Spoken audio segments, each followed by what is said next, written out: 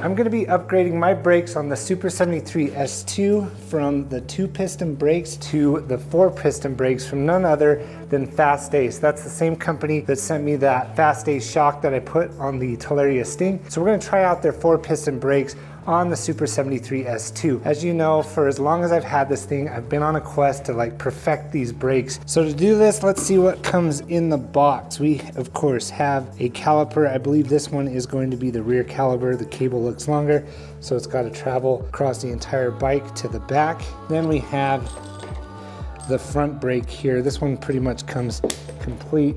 You just hook it all the way down to the fork on the front of the tire. And then this lever is not connected, but this will be the rear lever. Also on these is the motor cutoff switch. So if you order these from fastace.com and you want the brakes to cut off the motor, make sure that you order them with that cutoff switch. You'll see an option on their site. Of course, it comes with all the other components that you need, including some bolts. But what surprised me is they actually sent some new rotors, but I'm not going to put these rotors on because I've actually upgraded my rotors to 203 millimeters, which is what these are. Stock rotors on the Super 73 S2 are 180. I upgraded mine to 203 because that gives me more braking power. So I'll have a nice fresh set of new rotors thanks to Fastace. I'm over here with my buddy Tanner.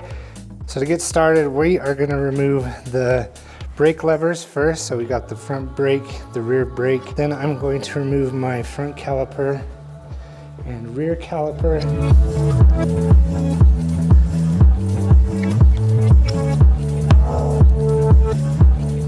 And you'll want to disconnect the motor cutoff wire. There's this little clip on the fork that you'll need to remove as well. After removing it, just screw it back in so you don't lose it. Now I'm going to remove the front brake caliper. Because I do have a bigger rotor on my tire, I have this spacer that I've added, so I just need to get this caliper off. Your bike might look different if you're doing this on your own. So I got it all removed, but I think I have to remove the headlight in order to either get the brake lever down through or the caliper up through.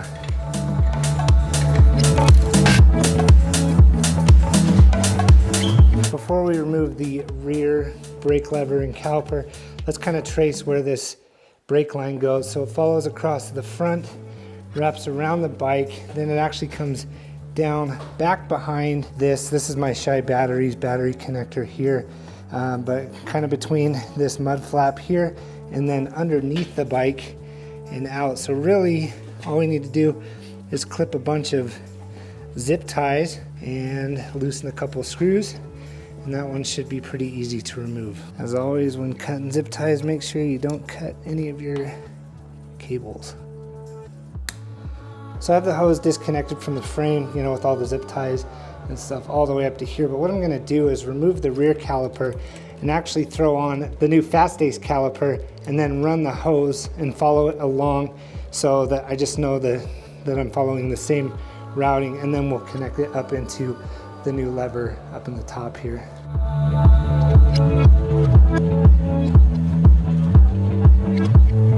So I got the new caliper in place here.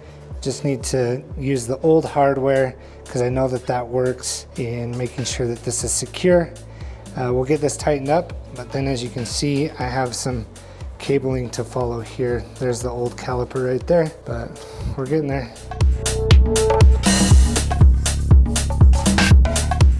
So now that I pretty much know where the hose is going to go, I'm going to disconnect the old hose from the old brake lever and run that back down through so that I have room to run the new hose up behind this mud guard here and up to where the new lever will go. So this has a little plastic boot on it, moving that out of the way.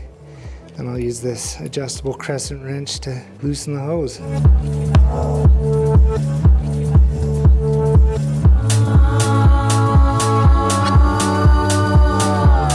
Okay, so we don't have any brake levers on the handlebars right now, so that's going to be the next thing that we install. Something to note about this though is that here in the US, the left brake is your front brake and the right brake is your rear brake on these Super 73s. Now it's different on like a Sur-Ron and a Talaria. If we were putting it on a Sur-Ron or Talaria, the setup right out of the box would be fine, but what we actually have to do, we have to add the brake levers and then swap the hoses to make sure that I'm sticking with the way that Super 73 has it set up and the way that I'm used to. So we're gonna get the brake levers on and then we'll swap the hoses and we're pretty much there. So we got the brake levers on, the new Fastace brake levers. I've also connected the motor cutoff wire, but let me show you what I'm talking about. This right now connects down to the front caliper, but the right brake here actually should be controlling the rear caliper. So we need to disconnect this tube without losing any oil and connect it over here, and then take this loose tube and connect it into here, and then that will get us all set up the way it should be. But just to get this out of the way, I'm gonna connect the front caliper so that we have it nice and secure on the front.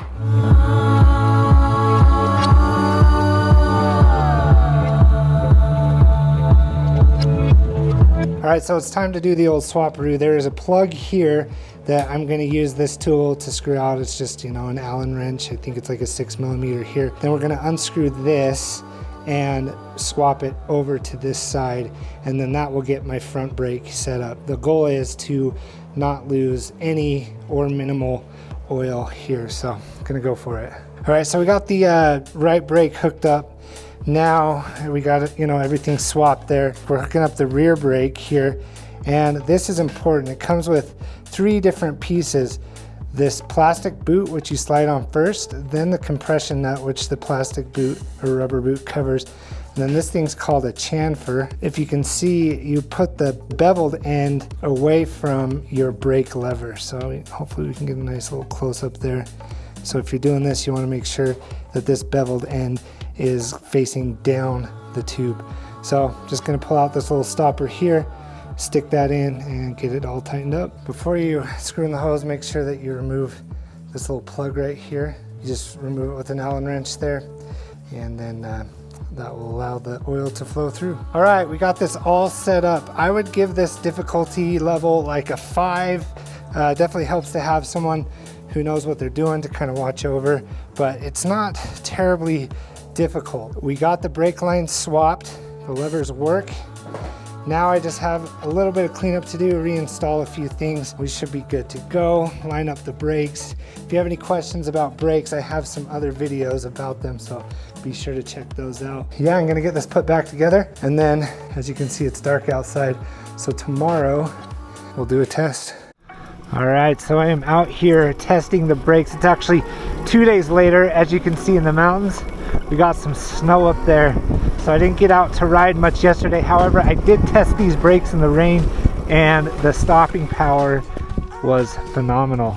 I can just feel a huge difference right off the line from the 2 pistons. They were fine, especially with my 203mm rotor upgrade, but these are just that much better. So let's talk about why 4-piston brakes. Well, it really is just an upgrade. It's not a preference thing. 4-piston brakes are better at stopping than 2-piston brakes.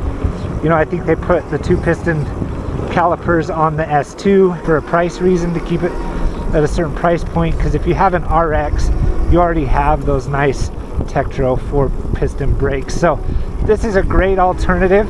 Again, these are from fastace.com, and they cost $179 for the pair, but I have a code that will get you 5% off your order, so that puts it around $170. All right, let's try stopping at the stop sign here. These brakes are nice and quiet. I mean, I'm skidding out with the Grizzly tires even. Look at that beautiful view. So as you can see in that test, you know, the tires locked up. The only limitation was that I was skidding across the pavement there, but the brakes stopped me just fine. So obviously I can only speak to the S2, but I think that this would be a great upgrade for the ZX or any other non-hydraulic brake system, especially for an e-bike here. But yeah, I am very satisfied with these. One thing you'll notice, the cables are a bit longer.